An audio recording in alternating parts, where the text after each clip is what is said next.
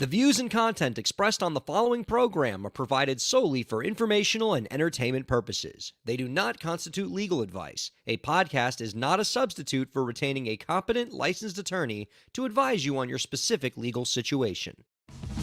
Break the business, play is work and work is play. Power into creators, have fun along the way. Break the business, doing what it takes. Celebrate success and learn from the mistakes. How's it going, everybody? Welcome to the show. It is time for Break the Business, where we empower indie creators and have some fun along the way. I'm Ryan Kairalla, and it is a pleasure to have you here this week. I'm starting off this show with so much energy, and those of you who listen on the live stream know exactly why, because before we started the live stream for this show, we always play pre-show music. And normally with our pre-show music, what we do is we just grab whatever stock music StreamYard has, which is all pretty solid music. Much love to our friends at StreamYard. But this week, we decided to do something a little different. We asked Break the Business co-host, good friend of our program, Zach Sloan, if he would be so kind as to whip up a little song for us. And the explicit directives I gave Zach Sloan were, it doesn't have to be anything fancy. Don't go nuts with it. There is no reason for you to create like the best damn song ever written. It's just a little chill music while people come in. And he just decided to be struck by a thunderbolt of songwriting genius and gave us the song titled BTB Funk, which I think is so good. It is almost an insult to music to only have it play during our live stream pre-roll. Lauren, can we play it for a few seconds right now so that our SiriusXM friends can hear this too? I want Zach's song to be on SiriusXM radio. Can you give us a few seconds of BTB Funk? Oh my goodness. Let me bring in our co-host, Elisa Rockdock. She can jam out to this, too. How you doing, Elisa? Welcome to For Drug Month. It's good. It's good. It's going hard. All right, very cool. All right, let's take that down for a minute, or else I'm just going to dance for the whole show. You know what the thing is about Zach, Elisa? I know him so much as just the really sweet, cool, funny guy who co-hosts this show once a month, that I completely forget he is a freaking phenomenal musician. You only have talented people on the show, which is why I'm wondering what the heck I'm doing here today. Oh, Hello, there is that classic trademark Elisa Rockdock imposter syndrome. Never change. It is it's how we know it's you, frankly. Oh. It's very, very wonderful to see you. We got so much stuff to catch up and talk about. And I know that our guest in particular this week, Elisa, is going to speak to you the way it speaks to me, because we are a product of a certain generation that has fallen in love and that really came to be connected to music with a little platform called Winamp. Does that phrase? It really whips the llama's ass. Winamp. It really whips the llama's ass. Oh. There you go.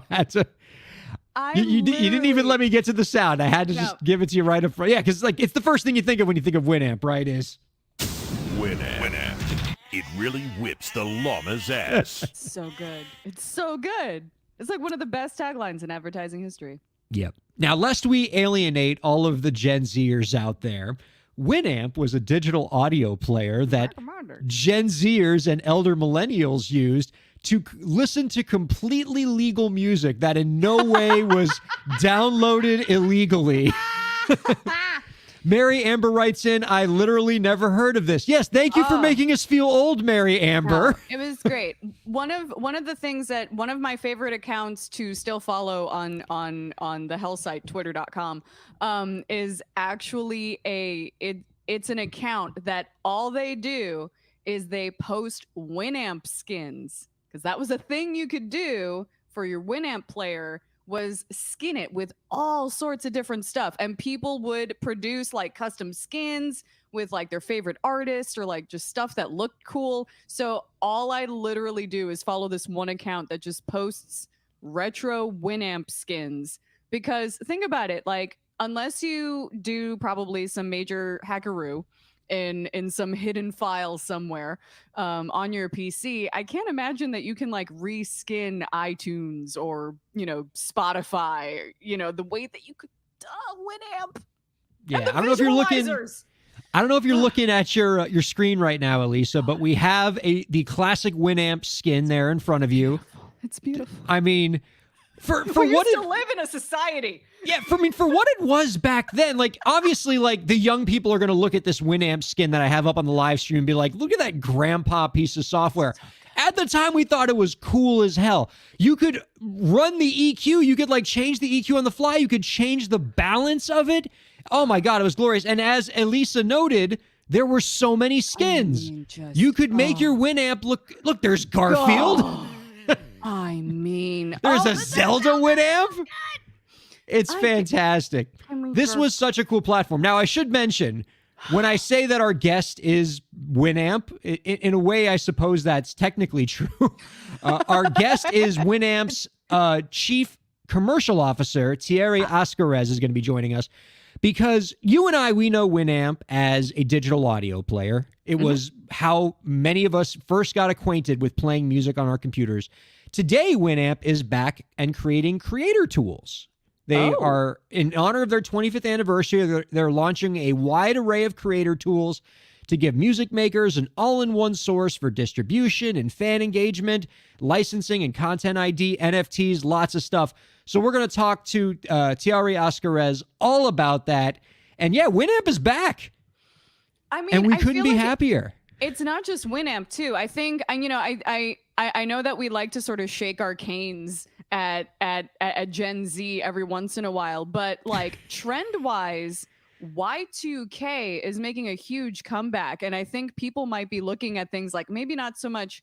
I don't think we've hit compact discs yet. Like I'm not sure if people are doing mix CDs on Walkmans just yet, but we've definitely seen like a cassette revival, and I have a feeling that like as we pull away from more public squares and do more sort of micro communities, I think more people are going to be retreating into this sort of like Y2K neo-Luddite, you know, maybe things were simpler back then kind of thing. So I don't know. Winamp might be in for a huge resurgence with Gen Z if they can get, in addition to all of the awesome creator tools that you spoke about, like give me the player back with the skins. It was an absolute delight. And so for the Gen Zers, if you're going to get into Winamp, if you are going to ride this nostalgia train, make sure you know the Winamp tagline. Winamp. It really whips the llama's ass. Which I recently learned came from a that tagline is referencing a Wesley Willis song. So shouts to Wesley Willis, a very, very key artist for a lot of people in like the mid 2000s. Yeah. That's niche. You'll be happy to know, Elisa, we pre-recorded this interview, and among the questions we asked Thierry Ascarez is, do they still have the llama over at Winamp? So if there was ever a radio tease to keep you in front of your radio, find out what happened to the Winamp llama on I'm Break ready. the Business right after the break. Yeah, so that's enough to get excited about. And the music news keeps rolling because Taylor Swift Girl. woke up this morning and said, hey, everybody, I made the top 10 of the Billboard Hot 100. And we all went, that's really great, Taylor. What number? And she said, no, you don't understand. I made the top 10 of the All of them. Billboard Hot 100. It's Oh, which mine. slot? All of them. Each and every single one. Yep. It is the first time that no male artist has appeared in the top 10 of the Billboard Hot 100. And to me, what is a greater statement of feminism than a woman doing white it woman. by herself? Like, fine, no one's going to help me. I'll do it myself. I mean, shouts to Tay Tay. Like, you know, there are some criticisms in terms of like large capitalist machine, white feminism, queer baiting, et cetera, et cetera, et cetera. But good for her. But enough about the Bejeweled video. No, not about the visuality, but it's like hey, indie artists can't necessarily like get access to be able to sell vinyl because a lot of these major artists are getting back into it. But it's okay. Look, we have a very all of the, strict like- policy here at Break the Business, Elisa. We don't do Taylor Swift think pieces around here. No. All right. Like, obviously, there's plenty of sociological implications to explore, and there are plenty of fora in which to explore them. At Break the Business, shameless promotion of our girl Tay Tay, unyielding celebration. And if anybody Blink has twice the if you're audacity, being held at gunpoint by a Swiftie right now. and if anyone has the audacity to even consider suing her for copyright infringement, which seems to happen on a weekly basis, Ryan brings the full weight of his copyright Yes. background and his top 10 law degree Absolutely. down on you like a boulder. Now I will say, it is major inspiration for fellow Cancer moons that like to write about their personal relationships. I'm like, yes, her impact. Let's go. I listened to the record. Jack Antonoff is a beast. Yeah. In terms of production. It's like it's kind of unfair at this point to enlist him to be part of your record, and it's an interesting vibe. I feel like she's in her Carly Rae Jetpack era, and like it's evoking the midnights, it's evoking the moodiness, and I think an album like that coming out with such a rollout, it's like video game ARG like levels of marketing campaign for this album. Like if you buy 4 vinyls or something and you put them together, they make a clock. It's like a whole thing. It's wild, the stuff that she's done, and it has showed, especially like how many TikTok sounds have come from that one. I'm already brainstorming my like anti-hero, it's me, hi, I'm the problem TikTok. Yeah. And like lyrically, what I also love is seeing people on TikTok going through like the early stages of like media literacy class, where they're like analyzing, doing like lyrical analysis like in real time, and like so few artists evoke that kind of like deep dive through the weeds lyrically like Taylor Swift does. So like more power to her, and definitely an inspiration in that regard as like a songwriter for sure. I'm blown away by how the release of this album is sort of emblematic of what we're kind of seeing as a modern trend among album releases in terms of the launch process. Now, when you and I were coming of age in the music industry and listening to our music on Winamp, Winamp.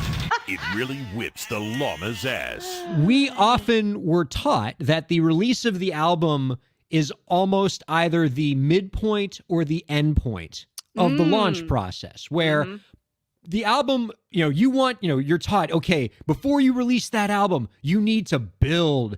You have to release a single, maybe 2 singles. You got to go on the Tonight Show. You got to do all this promotion and stuff so that when the album builds up, you create this groundswell, and then the album launches and then people buy it.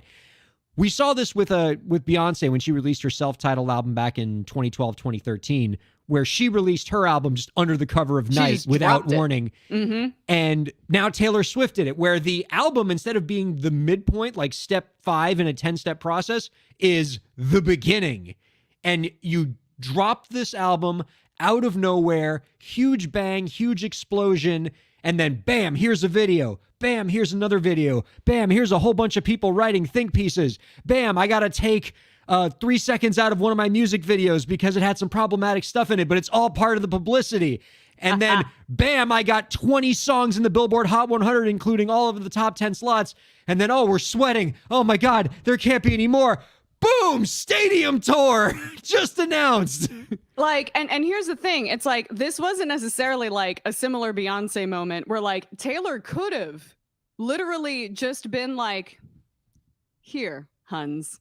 But I think her her audience and the way that they gravitate to her lyrics, it definitely benefited from like the slow rollout of like, she literally did a thing where like on her Instagram stories, she did track listing reveals little by little, and like this is what track 8 is going to be, and then would like put a needle on a record and like play like a little clip or something, and it's like you have people frothing at the mouth due to her set design. People are trying to figure out like what that tchotchke on the coffee table means. She next to her in an loves the Instagram post. breadcrumbs. She loves an Easter egg. Yeah.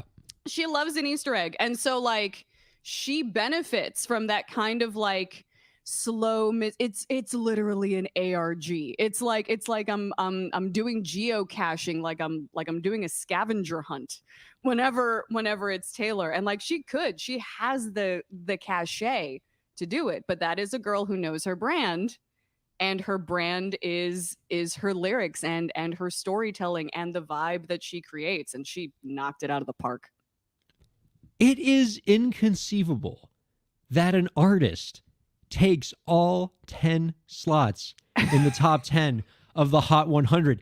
Mathematically, that shouldn't happen, because especially now where, like, you know, it's not like all these songs are getting played on the radio in equal measure. This means that her fans just mass streamed this track so freaking much on either Spotify or TikTok or whatever, and not just the one song they love, all of them across the board. Like, you almost have to make a concerted effort amongst your fan base to just continue playing these songs over and over to make not just one of your songs, not just a couple of your songs, but every single track on the album, beginning to end, make them all top 100 hits, and the top 10 of them are in the top 10.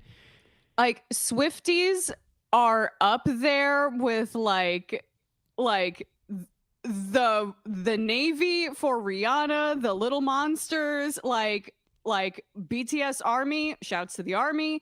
Like, it's like you don't even have to tell the Swifties to run it up, hotties. Yeah. You know what I mean? Like you don't have to tell them to run it up. They're like, this is our girl. And I think especially since the whole debacle with her re-records and like her not, you know, being able to make money off of those original recordings as much, like people are taking up arms for her and being like, this woman has been mistreated. Her IP has been bought and sold, and she's re-recording all of her stuff, and she's taking her power back, and it's very inspirational. And people are like, yes, we need to reward this by just playing it on repeat constantly. Just leave it running in your sleep. I live continuously in awe of music fans and what they're capable of when properly motivated, including weaponizing the Billboard Hot 100. Please use your powers for good. That's what I'm saying. You know, my God, it's awesome. All right, let's bring the conversation back to indie creators, because as much as we love just celebrating the biggest superstar in music, this podcast is indeed a celebration of indie creators and trying to create the opportunities for them that we often see artists like Taylor Swift get. And one example of that, where we would love to see indie artists get to do something that the label artists get to do more, is getting your music into video games. Yes. Now, the blog Water and Music, created by Sherry Hu, which is, you know, she's one of the coolest stories in music journalism, in as much as she was basically the it girl for music journalism, getting her stuff in Billboard and Rolling Stone and all these different platforms. And anytime she put something out, it got a lot of traction because her analysis is great, and she was super into the industry, super connected. And then one day she just went, I bet people will pay for my stuff. Like, why am I just, you know, giving it to, Billboard for, 25 cents a word or whatever? I'm creating a platform. We're locking it behind a paywall. I'm going to get like 5 or 10 of my other journalist friends, and I bet you'll pay $20 a month for it. And people like me do. Hey. And so now she's got this platform called Water and Music, which I highly recommend. And there was an article that came out recently, Elisa, that I wanted to talk with you about. Don't worry, you don't have to pay the $20 a month. I'll give you the summary. The article talks about the licensing opportunities that are available for independent artists in video games, and how indie creators can get into that field. And I know that that's something that you are personally acquainted with because you have gotten a number of your tracks placed in video games. So I think as we talk about this article, I'd love to kind of get your own personal perspective on some of the advice that's in here. Sure. And kind of get what you think about it, and maybe hear a little bit about your story so you can inspire some of the indie creators out there. So the article talks about how this is an important sector to get into, not just because of the financial opportunities, because, you know, depending on where you're placed, there could be a lot of financial opportunity, or really you're just getting paid in exposure, but this video games are becoming a significant means of music discovery. People are finding songs for the first time in video games. According to The Guardian, 25 to 30% of people now get new music and encounter new music from video games first. And while these sync opportunities, getting your music into a video game, tends to go to established artists, there are lots of things that indie creators can do to find these opportunities for themselves. One of the pieces of advice from the article is to minimize uncertainties around your ownership. This is an important legal consideration. Oh, God, yes.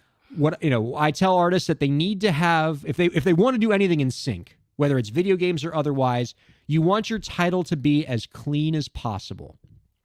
A music supervisor does not want to get involved with you if you can't clearly say who your co-writers are, where's the split sheet, where does the money go, who are the publishing companies, does is every percent of this thing accounted for? Do I have to chase all of your co-writers to get them to sign off on this sync, or is everybody all set and ready to go? Have you licensed your rights to somebody else and you didn't tell me? The more that you have as clean title as possible, so that a music supervisor, whoever's taking care of the sync licensing for a video game, knows that your stuff is all set, clear, taken care of, the easier your life's going to be. So make sure that if there's any uncertainty around ownership with respect to your song, make it certain, or don't even try to get something licensed. Absolutely. And I would say that is because I love to joke, but it's sort of true. Like, video games are held together with duct tape and spit. And a lot of these moving parts move real fast and way faster than you can. And if your stuff is like a little nebulous, then like, we are going to pick something that we can get in here like now. So you don't want to like miss out on your opportunity just because things maybe got a little bit complicated and, might mess with the development timeline potentially. So that's great perspective, which, by the way, we're getting because not only have you gotten music placed in video games, so you know this from the musician side, but you've also worked in the industry, so you know what it's like to get a game launched. And that's really great perspective, this idea that like, hey, we're already kind of doing enough stuff fast and loose in the video game development process that we don't need your stuff to be fast and loose as well.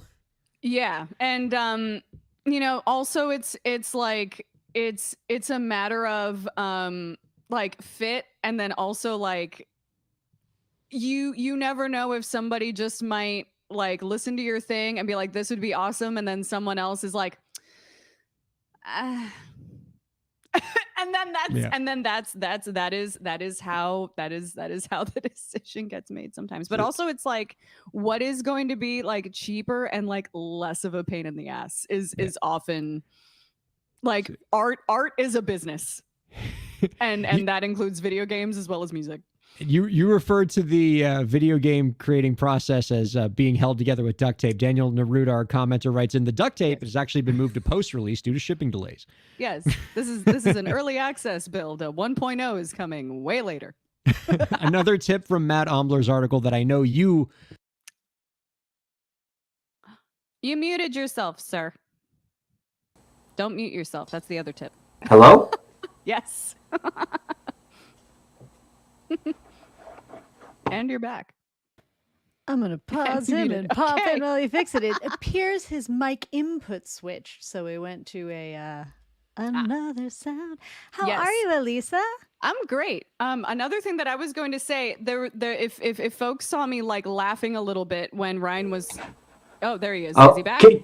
Nope. Nope. in the meantime, while he gets that fixed, it was something kind of interesting when considering submitting your music to a video game. If you know the video game that you are submitting to, keep in mind what the rating for that video game is, because I believe, don't quote me on this, it is entirely possible that Desert Bus VR got rated T for teen instead of E for everyone, because my song Don't Stop, featured at around hour 6 on the Desert Bus radio station, features suggestive lyrics. And it actually knocked the rating for the video game up due to suggestive lyrics. Wow. Which is a point of personal pride as well as creative pride for me, for sure. Yeah. And to that point too, if for whatever reason you are into music games, that point that Ryan first made about making sure that you're clear to license this thing, that it isn't owned by another publishing house, or like the mechanicals are over here, but the songwriting stuff is over here, and then divide that up between however many songwriters and band members you have. Think about that.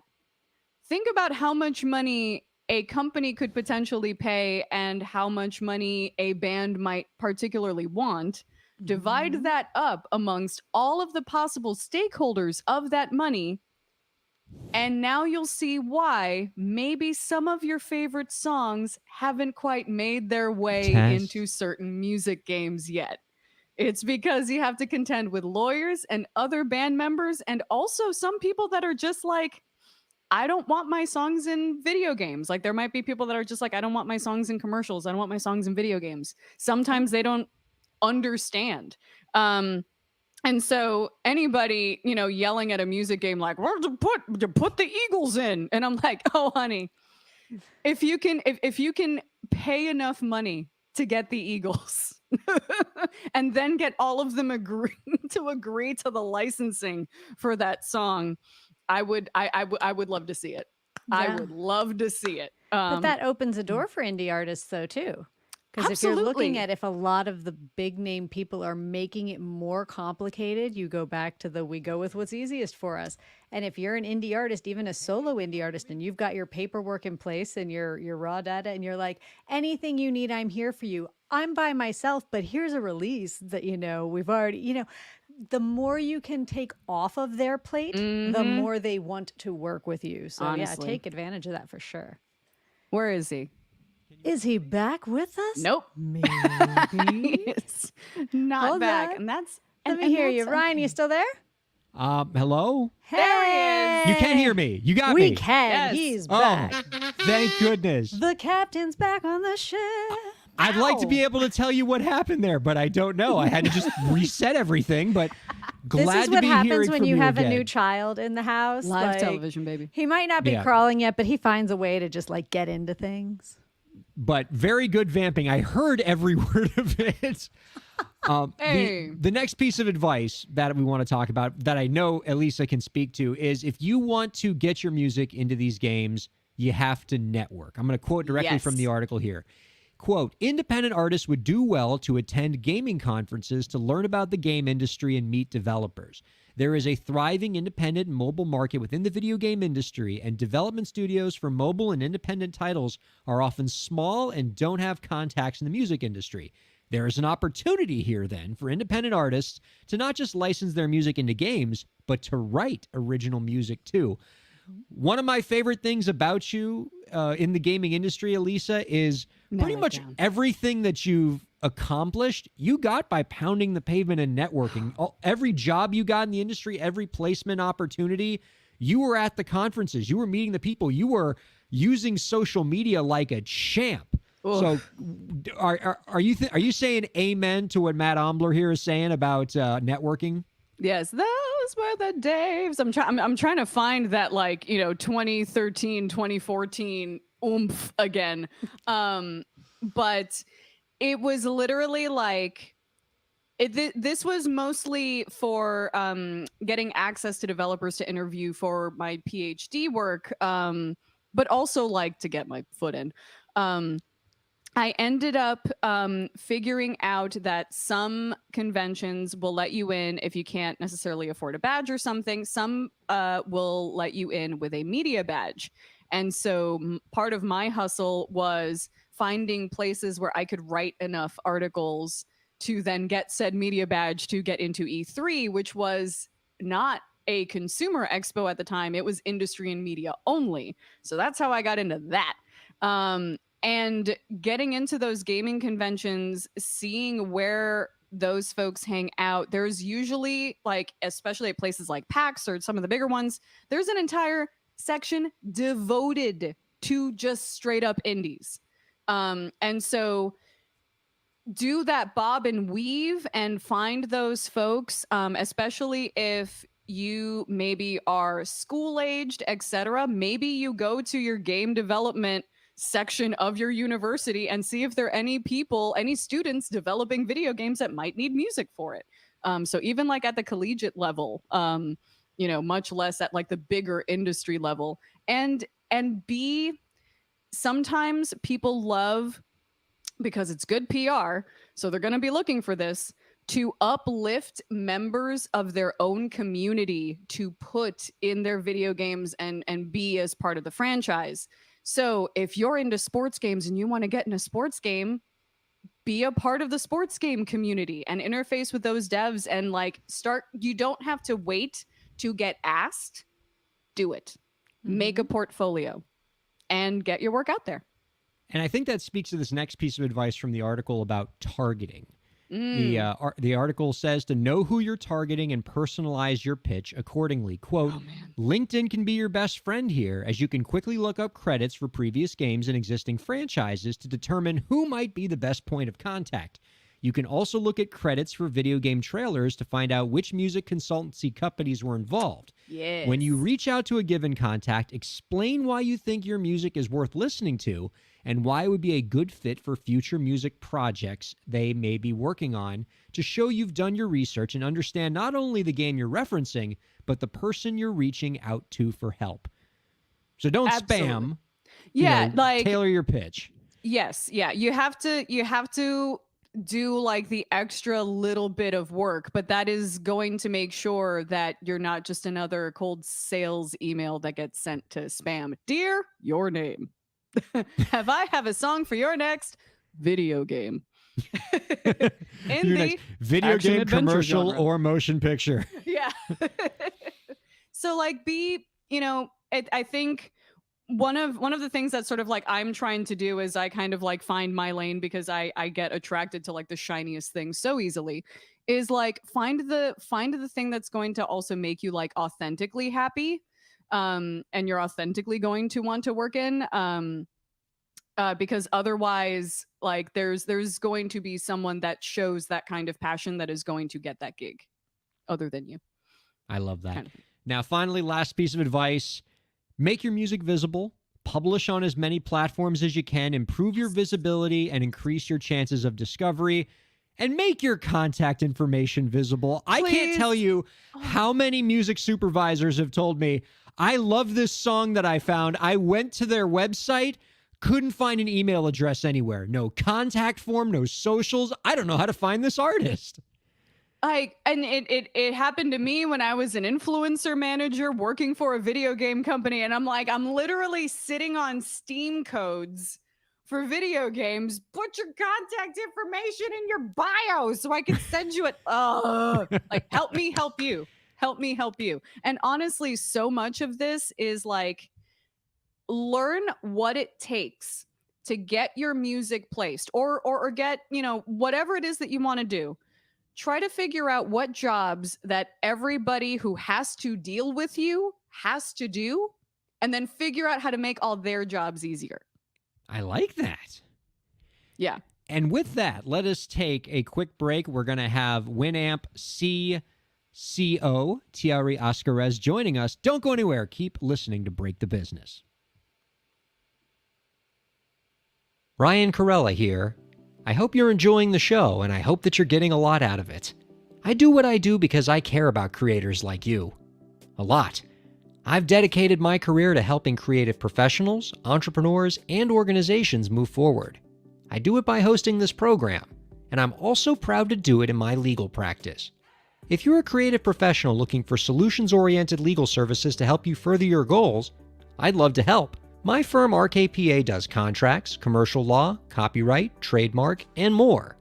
Visit rkpalaw.com to learn more. That's rkpalaw.com. Ryan A. Kairalla, PA, Miami, Florida.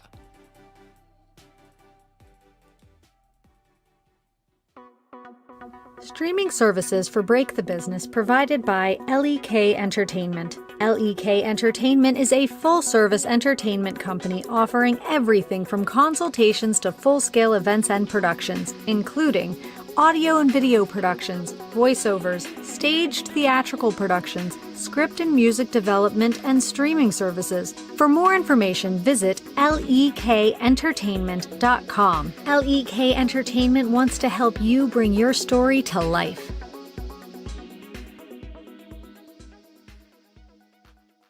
Thanks for supporting Break the Business. If you have a question or topic that you want us to discuss, email us at breakthebusiness@gmail.com. You can follow the host, that's me, on Twitter at Ryan Kair, and you can follow the show at the BTB Podcast. Be sure to subscribe to the show on Twitch, YouTube, and Facebook, and on all major podcast platforms. And now, let's get back to the show. Welcome back, you lovely humans, to Break the Business. Thank you for checking us out wherever you check us out, including SiriusXM 145. Much love to Slam Radio for giving us a satellite radio home. I'm Ryan Kairalla, joined by Elisa Rockdock, and just having quite a nostalgia trip talking about Winamp, a platform that we were very much loving as young people.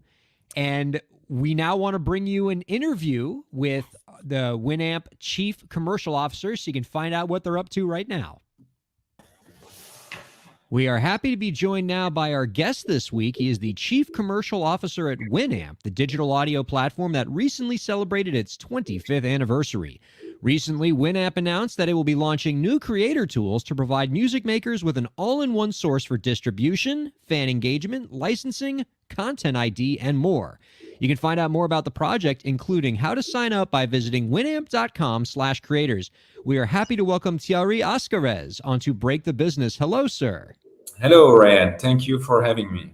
I'm thrilled to have you. I gotta say, I loved Winamp growing up. It actually helped me fall in love with music because it was my first digital audio player. It was my first introduction to listening to music on a computer. You must hear that a lot from elder millennials and Gen Xers, right? Yes, indeed, a lot. Every day we have emails coming in, love messages, every day, indeed.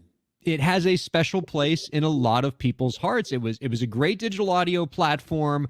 I remember it was really user-friendly, right? You could change the EQ settings and everything. You didn't have to be an audio expert to use it, and it really came along at just the right time as people were getting into digital audio, and it has a special place in my heart, which is why, and I say this in the nicest way possible, so please don't take this the wrong way, I honestly thought that Winamp had died a few years ago because I didn't hear much about it. I saw some articles saying it was sold to various people, but you're telling me Winamp is still around? It's still doing some really cool things? Yes, live and kicking. Yeah. Releasing new platform products soon, very soon. That's great to hear. Like, I need to know that something that I love this much is still in our lives. But most importantly, I need to know this. Do you all still have the llama? We still have the llama. It's in our garden. We feed him every day. He's very happy and he's ready to be back online as well. I would hope so. I mean, I don't know how long llamas are supposed to live, but I'm glad to know that he's still around there and an important part of your corporate mission. Yes. Let's talk about Winamp's latest focus now, which is not just on the digital audio side, which is how many of us know Winamp, but now on this new launch of new creator tools. I'm curious, what inspired Winamp to get into the creator economy, to want to create some tools for creators? Yes, it's the music industry state of today that's made us realize that something needs to be done for creators. We've been in the music industry, the digital audio industry, for more than 15 years. Winamp was acquired by a Belgian holding back in 2013. That holding is, really active in digital audio. We have offices in Europe, but as well in the US. And so the state of the music industry today is not the same as 10 years ago. 10 years ago, really the streaming was booming. It was really a new model, but it has evolved in a situation which is very complicated for independent, small, medium creators to make a living out of just streaming. So that's the situation we've noticed. I mean, we're not the only ones. Of course, it's everywhere. And we believe that Winamp could be, a player in that new economy, that new era of the music industry. As you said, it's a very strong brand. We still have 83 million active users on a monthly basis, so across the world. So it's a very big, user base. And of course, music fans, music lovers. So we believe Winamp was innovative with the MP3, being the first player for all formats, including MP3s, helping people getting used to MP3s, digital music, that we have a role to play in that new music era. So that's really the vision and how it came to us that we had to play a role here. I love that idea. I love the spirit of it, right? Winamp has always kind of been a revolutionary company in the music industry. It became the first way that many of us first got to listen to music online. So why wouldn't it become the way that a lot of people can create and further their music on these online platforms, on these new media platforms? Can you tell us about some of the new creator tools that Winamp is going to be launching? Yes, sure. So first of all, of course, we will remain a player as we've always been. And we are revamping, upgrading the player, as it used to be the player known to read any formats. It will be the player reading any services. So you could see it as a one-stop super app to consume digital audio, podcast, audio books, music, streaming services, local files, radio directory, and so on. So that's definitely the core of Winamp, the genesis. We will continue that.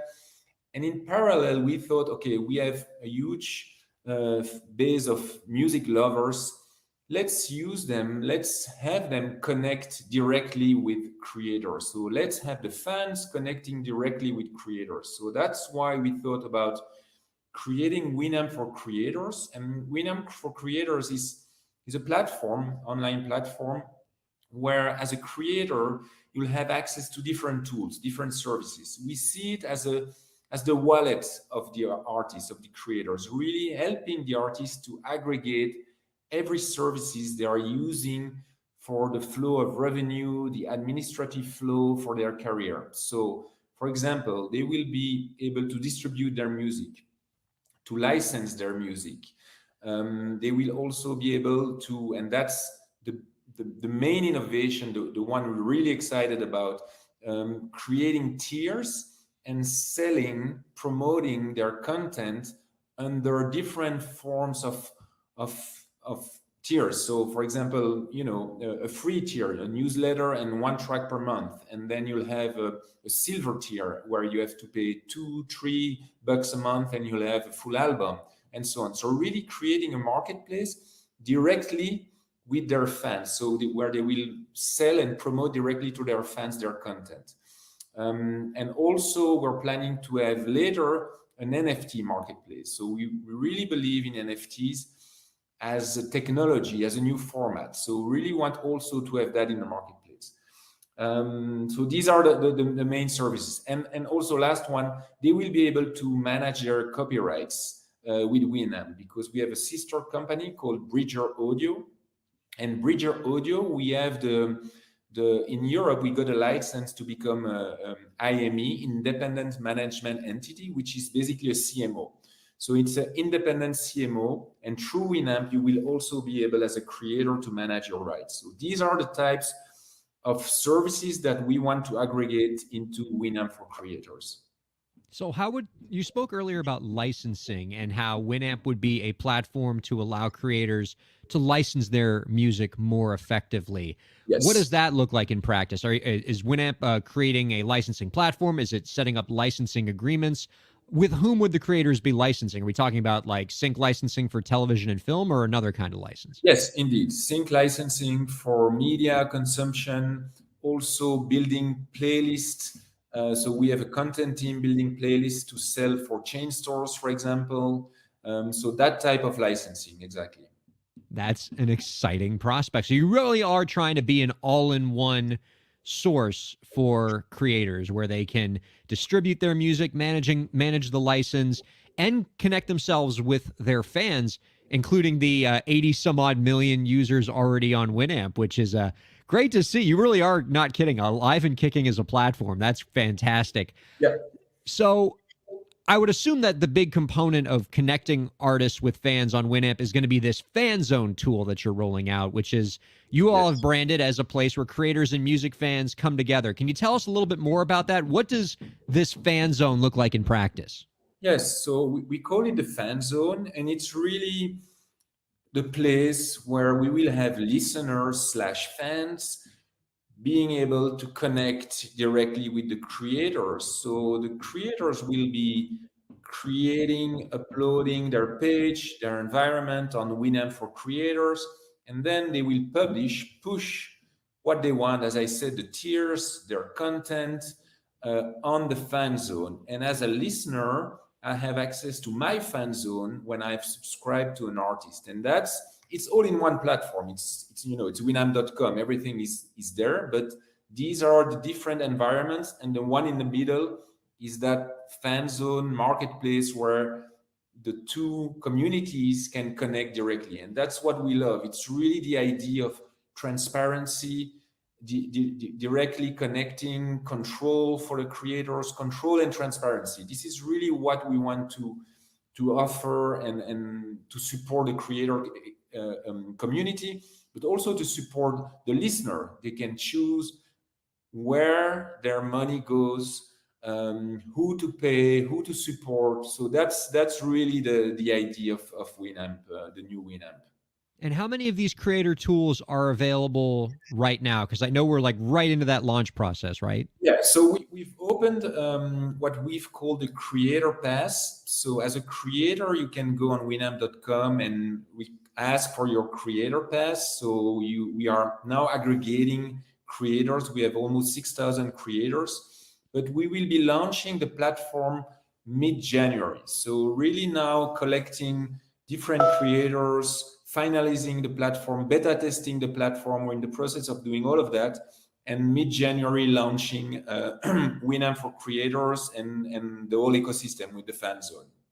Excellent. And you all can find out more about these creator tools by visiting winamp.com/creators. Our guest is Thierry Ascarez, the Chief Commercial Officer of Winamp.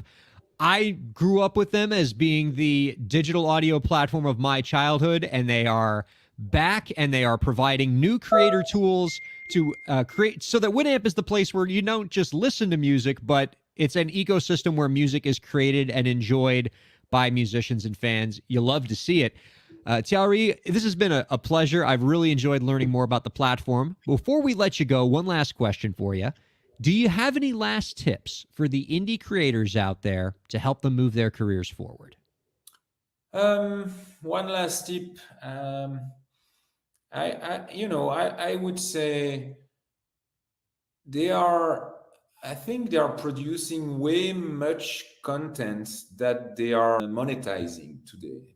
For example, with streaming platforms today, you can push one song, two songs, but of course you have a lot more. You have demo, you have acoustic versions, you have live versions, all of that. So I think there is a great opportunity for them, and probably this can also happen with NFTs and that type of new formats to monetize or use that additional content, demo tapes, all of that, to generate more revenue. So I will, as a creator today, I will look how I could, generate revenue around that content as well, how to maximize all the content I'm producing.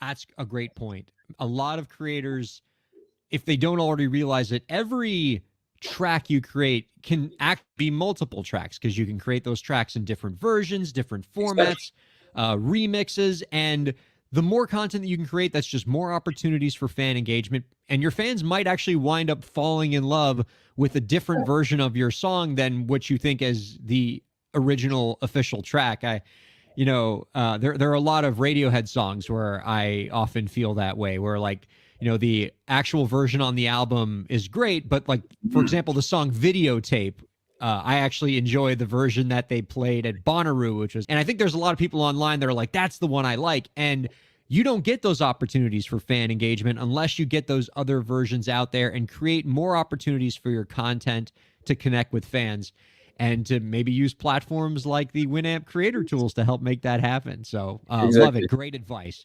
Yep. Thank you. Absolutely. Well, thank you so much for hanging out with us this week. Thank you for letting us know about what's going on with Winamp. Happy to hear that it's still around and doing some really cool things for creators. Please don't be a stranger. We'd love to have you on again real soon. Thank you very much, Ryan. Goodbye. Oh, that was awesome. Yeah, does it gives you the nostalgia feels, right? You feel like you're right back there. It's 1999. And the Dolphins are playing good football. And I am listening to an acoustic version of Gin and Juice by someone who is very much not the String Cheese Incident, nor Dave Matthews Band, nor Fish, but all of those were labeled on a not so upward citizen-facing streaming service at the time. Without a doubt. Mislabeled tracks were anyway. Well, before we bid adieu to everybody, I want to get an Elisa career update, as we like to do whenever you're here. But before we do that, I have to quickly ask you this.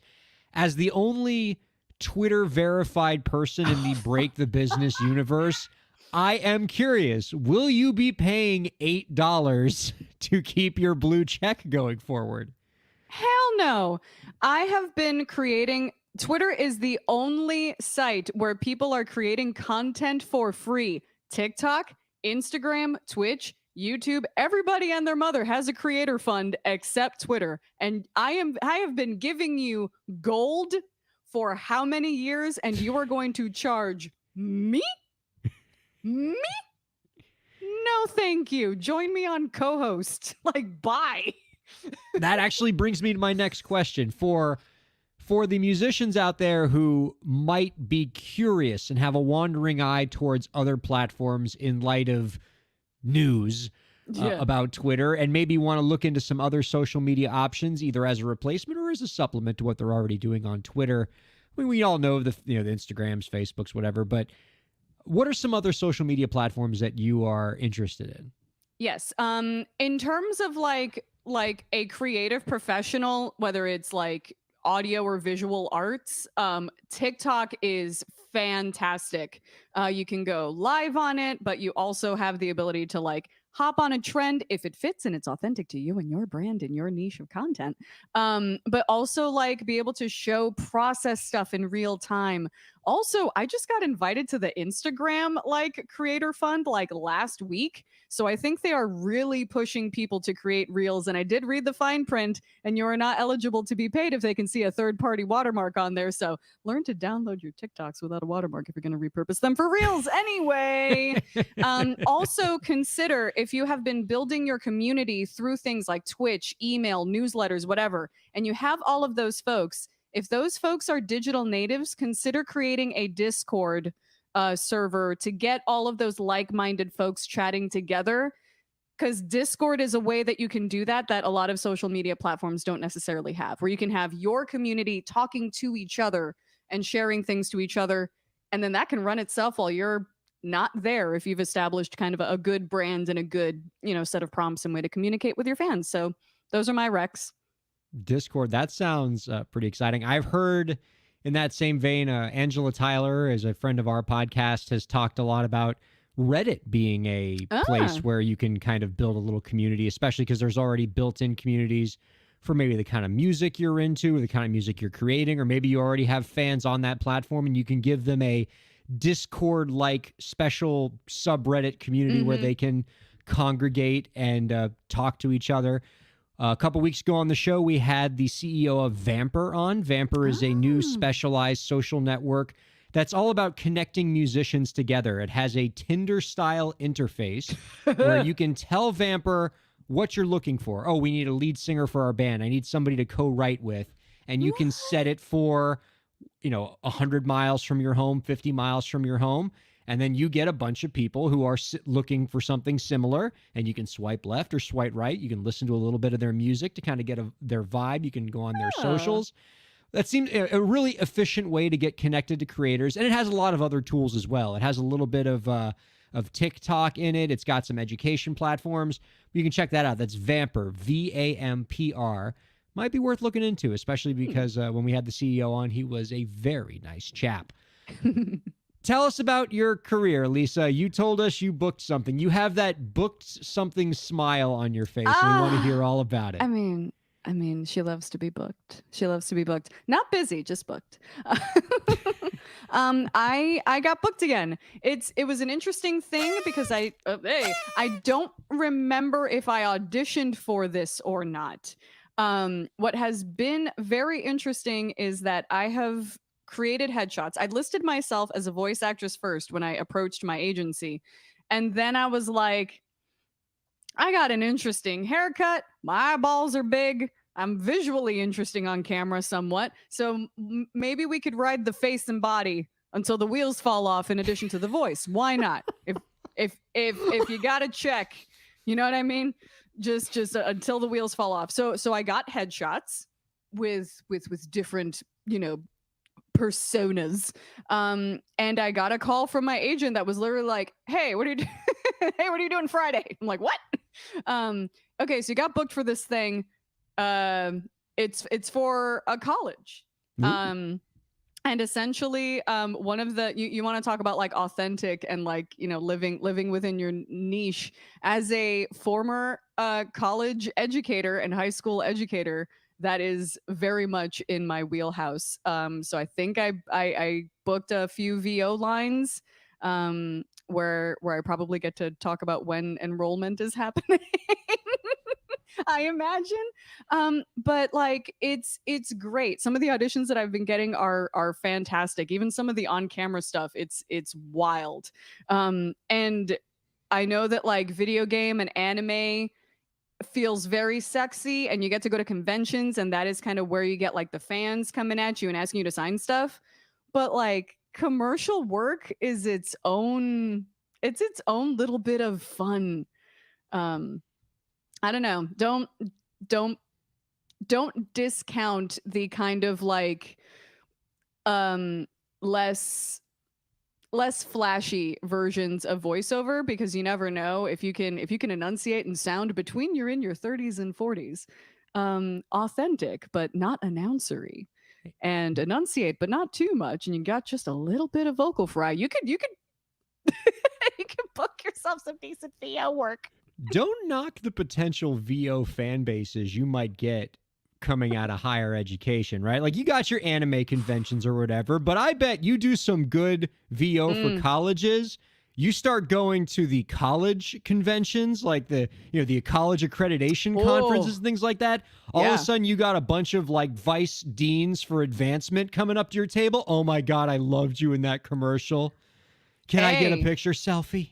Look, I'm about to audition for a drug commercial, so hopefully folks that like me reading side effects real fast. Look out for your girl. All right, with 2 minutes left, I'm going to do something very unfair to producer Lauren here. Producer Lauren, you had a story for us about Kickstarter. Can you throw that in there before we head out this week? I know that was so mean. Wow. Hey, it's not even that it's a major story, but I'm always on the lookout for some kind of opportunity for our indie creators to get some kind of help, because that's what we're here for. And I did notice that Kickstarter is doing their 100 promotion thing they do annually, where if you create 100 of whatever your reward is, 100 CDs that are signed, something that's tangible, I guess, and you hashtag the I'm terrible at this right now. It's something like hashtag we gave you so much Kickstarter time 100. to prepare. I know, right? And they'll help promote you. So they're doing the indie creators that are creating these tangible projects, not these big giant, I'm going to create the world's next amazing thing. But like, I want to get my thing out to people, and they're promoting that. So they're helping promote that. So those of you that are looking to do one of those kinds of things or want to try out a Kickstarter, starting it in something where you might get an extra 10 people to look at you goes a really long way at the start. So just an opportunity to keep an eye out for. And just so you know, I'm always on the lookout to try to find something to get you guys some work. I love that. Consummate professional, Lauren. I thought I was just throwing her for a loop, just throwing her into the stream, but she nailed it. The power of improv. Yeah. Yes, and my thanks to you, Lauren. Our thanks to Elisa Rockdock. Our thanks to Tiare Oscarez from Winamp for joining us in the show. And most importantly, our thanks to all of you viewers and listeners for checking out Break the Business. We love that you hang out with us. We love that you're telling a friend. Keep checking us out. We'll see you next week.